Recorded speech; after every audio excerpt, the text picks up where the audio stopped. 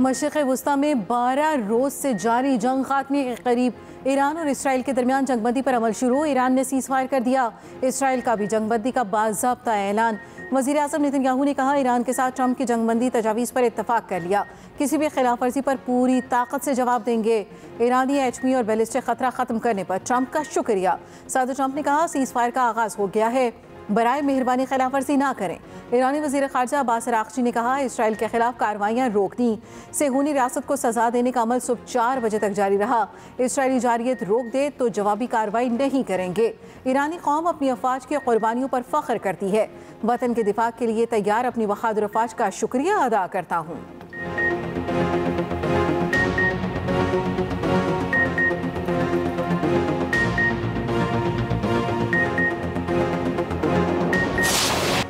जंगबंदी मुआहदे से कुछ देर पहले तक ईरान और इसराइल के एक दूसरे पर हमले। ईरान ने इसराइल पर मिसाइलों की नई लहर दाग दी। इसराइल के जनूबी शहर बेरिशेबा में मिसाइल गिरने से तबाही, 11 इसराइली हलाक, मुतादिद जख्मी। इसराइली मीडिया के मुताबिक 1 घंटे के दौरान 6 मरतबा सायरन बजाए गए। इससे पहले इसराइल ने तेहरान और करीबी शहरों पर शदीद हमले किए। केरच और रजाई शहर में कई जोरदार धमाके सुने गए। ईरान के मिसाइल लॉन्चर को निशाना बनाने का दावा। इसराइल का एक और ईरानी एटमी साइंसदान को कत्ल करने का दावा। 12 रोजा जंग में ईरान में 500 से ज्यादा अफराद शहीद, सैकड़ों जख्मी हुए।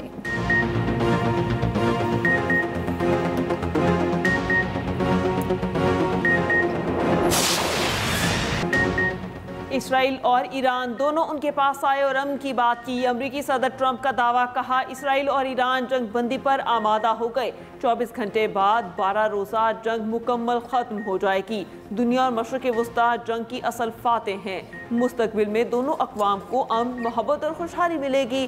दुरुस्त रास्ते से हट गए तो बहुत बड़ा नुकसान उठाएंगे। ये ऐसी जंग थी जो बरसों तक जारी रह सकती थी। ईरान और इसराइल ने बहुत हिम्मत और हौसला दिखाया।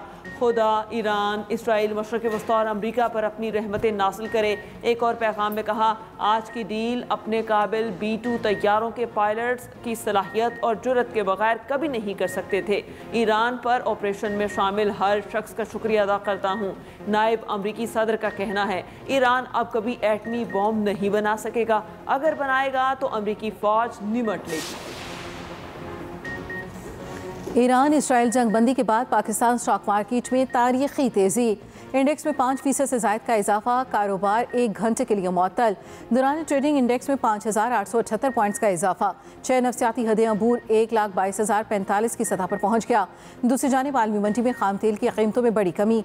ब्रेंट ऑयल की कीमत तकरीबन 9% गिर गई, $70 फी बैरल पर आ गई। WTI 7.22% कम होकर $68.51 फी बैरल पर आ गया।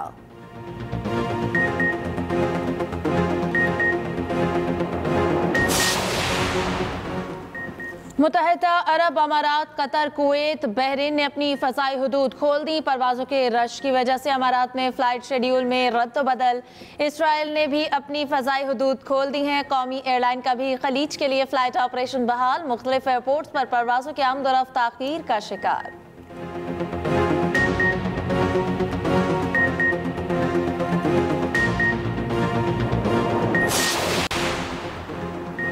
ईरान इसराइल जंगबंदी में कतर ने अहम किरदार अदा किया। अमरीकी मीडिया के मुताबिक कतरी वज़ीर आज़म शेख मोहम्मद बिन अब्दुर्रहमान अल सानी ने बराह रास्त मुदाखलत की। ईरान के साथ कतर की बातचीत के बाद अमरीकी तजवीज़ को संजीदगी से ज़ेर गौर लाया गया। मीडिया रिपोर्ट्स के मुताबिक सदर ट्रंप और नायब सदर ने जंगबंदी की तजवीज़ पर अमीर कतर से बात की। ट्रंप ने अमीर कतर को बताया कि इसराइल जंगबंदी के लिए मुत्तफिक है।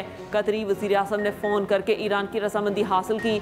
वाइट हाउस के अहदेदार ने कहा, अमरीका ने जंगबंदी पर ईरान के साथ बराह रास्त और बिलवास्ता बातचीत की। ट्रंप ने पीर के सपहर नेतन्याहू से फ़ोन पर बात की। इसराइल ने इत्तेफाक किया, ईरान ने मज़ीद हमले न किए तो जंगबंदी के लिए तैयार हैं। ईरान ने अमरीका को इशारा दिया कि वो मज़ीद हमले नहीं करेगा। ईरानी एटमी तनसीबात पर हमले का जवाब। ईरान का कतर में अमरीकी फ़ौजी अड्डे पर हमला। अल अदीद एयरबेस पर 6 मिसाइल दाग दिए।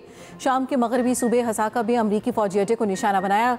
अमरीकी फ़ौजी हुकाम के मुताबिक ईरान ने बैलिस्टिक मिसाइलों से हमला किया। बज़ाहिर कोई ईरानी मिसाइल कतर में अमरीकी एयरबेस को निशाना न बना सका। किसी फ़ौजी अड्डे पर नुकसान नहीं हुआ। 40 तैयारे निकाल लिए थे। अमरीकी मीडिया ने बताया, ईरान ने कतर को अमरीकी अड्डों पर हमले की पेशगी इत्तला दी थी। दूसरी जानिब इराक के दारुल हुकूमत बगदाद में धमाके। शुमाली बगदाद के कैंप ताजी मिलिट्री बेस को ड्रोन से निशाना बनाया गया, कोई जानी नुकसान नहीं हुआ। ईरानी पासदारान इनकलाब के commander in chief major general Pakpour ने कहा, ट्रंप ने ईरान के खिलाफ दोबारा जारियत की तो मुंह तोड़ जवाब मिलेगा।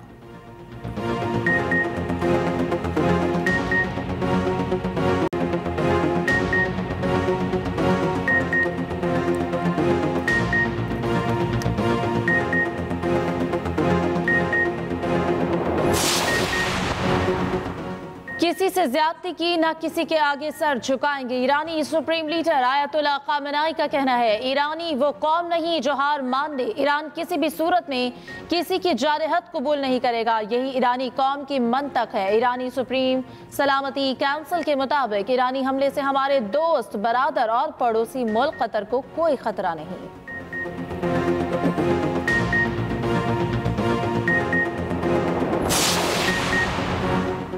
कतर में सूरत हाल काबू में है, फरीकैन अमन के लिए मुज़ाकरात की मेज़ पर आएँ। तर्जुमान कतरी वज़ारत ख़ारजा कहते हैं, तमाम ईरानी मिसाइल अल हदीद एयरबेस तक पहुँचने से पहले समुंदर में गिरा दिए। ईरान के हमले हैरान कुन थे। ईरानी हमले का आलमी कवानीन के मुताबिक जवाब देने का हक़ महफूज रखते हैं। कतर पर ईरानी मिसाइल हमले में कोई जानी नुकसान नहीं हुआ। सऊदी अरब की कतर पर हमले की शदीद मज़म्मत। सऊदी वज़ारत ख़ारजा का कहना है, कतर से मुकम्मल यकजहती का इजहार करते हैं।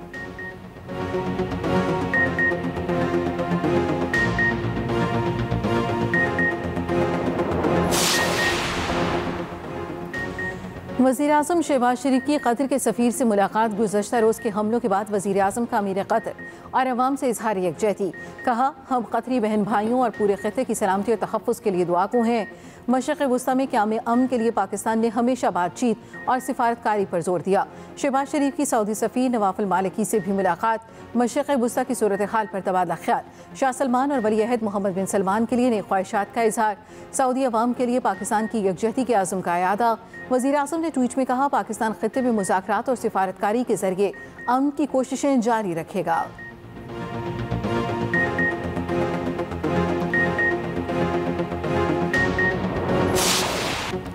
पाकिस्तान का ईरान के दिफा की भरपूर और मुकम्मल हिमायत का ऐलान। ईरानी जौहरी तनसीबात पर हमलों की भी शदीद मजम्मत। हमले आलमी जौहरी एजेंसी के करारदाद और अक़वाम मुत्तहिदा के खिलाफ वर्जी करार। इंसानी हमदर्दी के कवानीन की पासदारी यकीनी बनाने पर जोर। वज़ीर-ए-आज़म शहबाज शरीफ की ज़ेर सदारत कौमी सलामती कमेटी का इजलास। ईरान के खिलाफ इसराइली जारहत के बाद खित्ते की बदलती सूरत हाल का जायजा। सिविल और अस्करी क़यादत की शिरकत।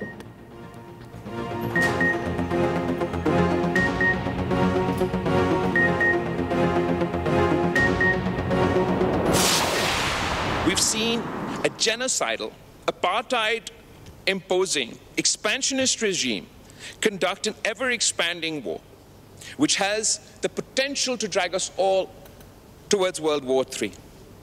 This time, first they came for the Palestinians, but the world did not speak out because they weren't Palestinian.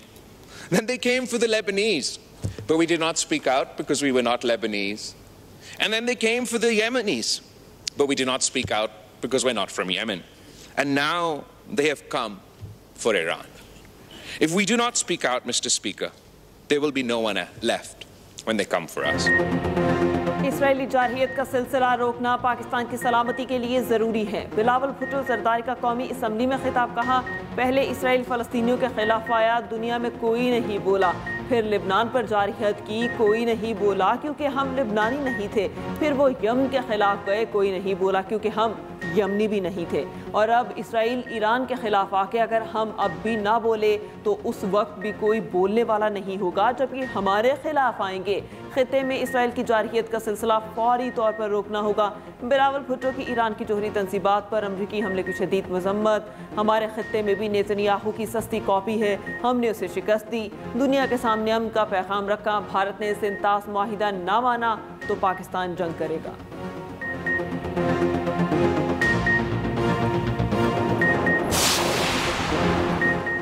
रूस की सिक्योरिटी काउंसिल के डिप्टी चेयरमैन दिमित्री मेदोव का कहना है अमरीकी हमले के बाद ईरान में यूरेनियम की अफजूदगी का अमल जारी रहेगा।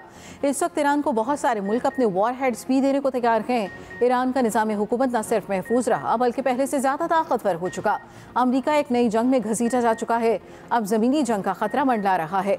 अमरीकी सदर डोनाल्ड ट्रंप ने रूसी आला ओहदेदार को जवाब देते हुए कहा, साबिक रूसी सदर ने वाकई ऐसा कहा है या महज अफसाना है। एटमी हथियार के लफ्ज़ के साथ इतनी लापरवाही से पेश नहीं आना चाहिए। कोई समझता है कि उनका साजो सामान अच्छा है तो जान ले हमारी एटमी आबदोज़ें कहीं ज़्यादा आगे हैं।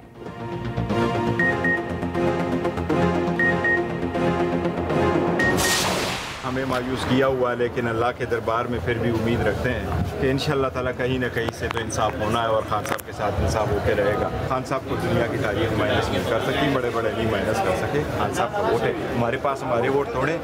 मैं आपको बताऊँ, मेरे ख़ानदान वाले मुझे वोट ना देते, खान ना होता तो। अदालतों ने मायूस किया, लेकिन अल्लाह से उम्मीद है कहीं ना कहीं से तो बानी पीटीआई को इंसाफ मिलेगा। चेयरमैन पीटीआई बैरिस्टर गौहर के जुडिशल कॉम्प्लेक्स के बाहर मीडिया टॉक कहा, ख्वाहिश के बावजूद बानी पीटीआई को कोई माइनस नहीं कर सका। हमारा वोट बानी पीटीआई का है, जो कहेंगे वैसा होगा। बानी पीटीआई ना होते तो मुझे मेरे खानदान वाले भी वोट ना देते।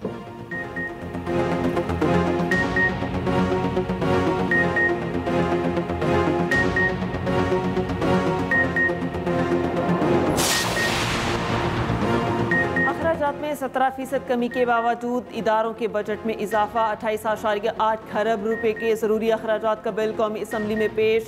कर्ज अदायगी, सदर, आला अदलिया, पार्लियामेंट और दीगर इदारों के अखराजात पूरे किए जाएंगे।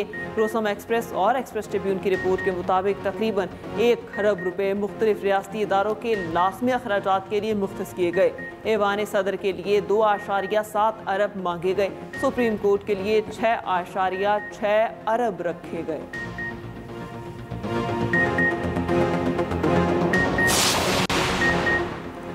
शुगर एडवाइजरी बोर्ड की 5 लाख टन चीनी दरामद करने की मंजूरी। वफाकी वज़ीर ग़ज़ाई तहफ़्फ़ुज़ राना तनवीर हुसैन की ज़ेर सदारत इजलास। चीनी की फराहमी और कीमतों पर काबू पाने के लिए सख्त मॉनिटरिंग का फैसला। राना तनवीर हुसैन ने कहा, चीनी की कीमतों में इस्तेहकाम के लिए दरामद का फैसला नागुज़ीर हो गया।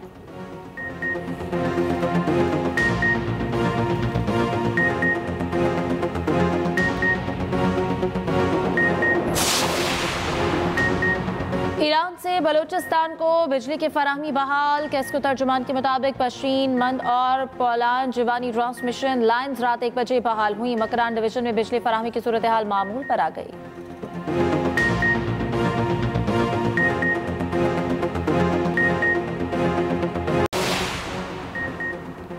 अमेरिका और इसराइल के खिलाफ मुमकिन जवाबी कार्रवाई में ईरानी बहरिया के पास क्या ऑप्शंस हैं? अपनाए हुर्मुज़ बंद करने की मंजूरी के बाद सूरत हाल में ईरानी बहरिया की अहमियत बढ़ गई। तफसीलात के लिए बुलेटिन में खुसूसी रिपोर्ट शामिल।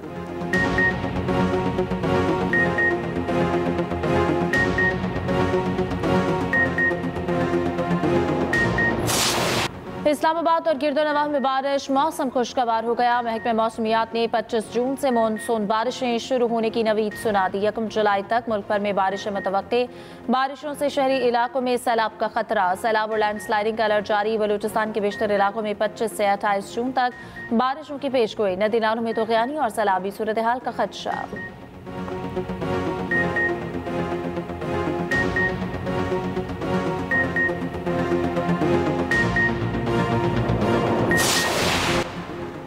पाकिस्तान वॉलीबॉल नेशंस कप के फाइनल में पहुंच गया। पाकिस्तान ने सेमीफाइनल में कतर को शिकस्त दे दी। पाकिस्तान ने कतर के खिलाफ तीनों सेट्स में कामयाबी हासिल की। फाइनल आज खेला जाएगा।